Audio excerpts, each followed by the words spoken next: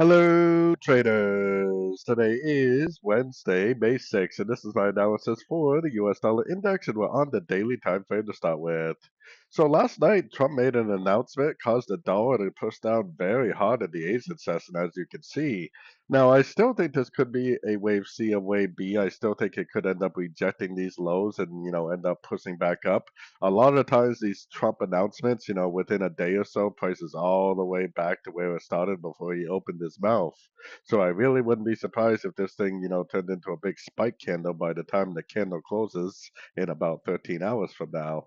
But we have to do what the market tells us to do, right? The market knows best. No matter what our Elliott Wave analysis or whatever kind of analysis you're using tells you, the market is the one that knows what's going to happen next. And the trend is down based on structure, and the trend is now back to being down based on market flow, because obviously this is a big engulfing candle to the downside.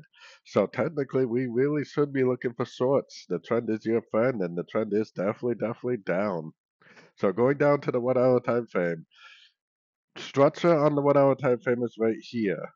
So either it needs to go all the way up here and break this high in order for us to become bullish, or it needs to go down again, make like a double bottom, and then go up and break a high in order for us to become bullish.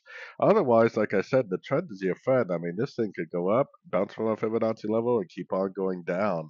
So until we either get like a double bottom, break a structure, or price goes all the way up and breaks this structure, we really should be bearish the dollar index, which means we should really be bullish the euro dollar, pound dollar, Aussie dollar, Kiwi dollar, and bearish the dollar CAD and dollar Swiss.